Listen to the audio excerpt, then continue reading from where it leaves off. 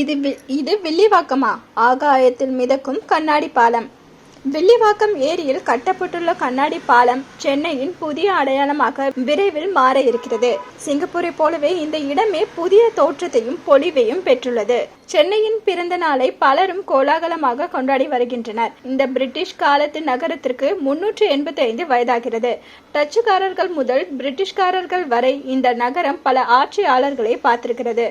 ஆரம்ப காலத்தில் சென்னை என்றால் மதராசப்பட்டினம், அதன் பின்னர் சென்னை பட்டினம். வடநாட்டுக்காரர்கள் பார்வையில் இது மதராஸ், அப்புறம் மெட்ராஸ், இப்படி எத்தனை பெயர்கள். பாம்பு தன் சட்டையை உரித்து கொண்டு தன்னை புதுப்பித்துக் கொள்வதை போல இந்த மாநகரம் தினம்தோறும் மாறிக்கொண்டே இருக்கிறது. பிரிட்டிஷ் கால ஆட்சியில் சென்னையின் அடையாளமாக இருந்தது செயின்ட் ஜார்ஜ் கோட்டை. உலக அளவில் அடையாளமாக இருப்பது மெரினா. 1960களில் மெட்ராஸ் என்றால் அது LIC கட்டிடத்தை குறிக்கும். இன்றைக்கு சென்னை என்றால் எக்கச்சக்க அடையாளங்கள் உள்ளன. வள்ளுவர் கோட்டம் தொடங்கி டைட்டில் பார்க் வரை பல அடையாளங்கள் உள்ளன. இந்த வரிசையில் சென்னையின் புதிய அடையாளமாக மாறி இருக்கிறது வில்லிவாக்கம் ஏரியின் தொங்கும் கண்ணாடி பாலம். இந்த பாலம் மொத்தம் 250 மீட்டர் தூரத்தில் நீளமாக தொங்குகின்றது. இதற்கு 37 கோடி ரூபாய் செலவு செய்யப்பட்டுள்ளதாக மாநகராட்சி தரப்பில் அளிக்கப்பட்டுள்ள தகவல் மூலம் அறியப்படுகிறது. கடந்த 50 ஆண்டுகள் அண்ணா நகர் டவர் மக்களை மயக்கியது. இன்றைக்கு வில்லிவாக்கம் கண்ணாடி பாலம் கண்களை கவர்கிறது. இந்த பாலத்தின் வேலைகள் 70% நிறைவடைந்து விட்டது.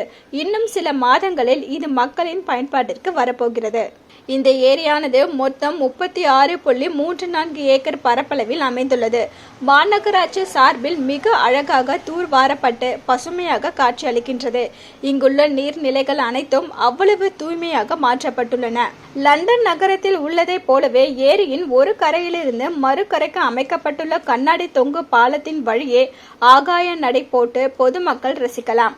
மேலே இருந்தபடி இந்த ஏரியாவை ஒரு பருந்து பார்வையில் பார்த்து வியக்கலாம். மேலும் ஏரியில் படகு சவாரியை செய்வதற்காக படகுகள் அமைக்கப்பட்டுள்ளன. கூடவே ஸ்கேட்டிங், சைக்கிளிங் என விளையாட தனி பாதையும் தரப்பட்டுள்ளது.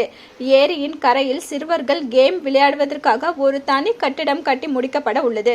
அங்கே அன்லிமிட்டெட் அட்வான்ஸ் விளையாட்டு சாதனங்களை அரசு அமைக்க உள்ளது. சிங்கப்பூரை முன் மாதிரியாக கொண்டு இந்த ஏரி பூங்கா அமைக்கப்பட்டுள்ளது. இங்கே திறந்தவெளி தியேட்டர் ஒன்றும் கட்டப்பட்டு வருகின்றது. கண்ணாடி பாதையில் நடக்கும் போது ஏற்படும் ஒரு த்ரில் அனுபவம் தமிழ்நாட்டிற்கே புதியது. ஏரியின் கரையோரங்களில் குளுமையாக ஈச்சை மரங்களின் சாயலில் நிழல் தரும் மரங்கள் நடப்பட்டுள்ளன. மேலும் வாத்து, மீன் போன்ற உயிரினங்கள் ஏரியில் விடப்பட்டுள்ளது. அவற்றை பார்த்து கொண்டே நடக்கும் போது மனதில் உண்டாகும் உற்சாகத்திற்கு ஈடு இணையே இல்லை. என்ன வியூவர்ஸ், இது போல பல இன்ட்ரெஸ்டிங்கான நியூஸை தெரிஞ்சுக்கணுமா? ஹலோ சிட்டி டிவியை லைக் பண்ணுங்க, ஷேர் பண்ணுங்க, மறக்காம சப்ஸ்கிரைப் பண்ணுங்க.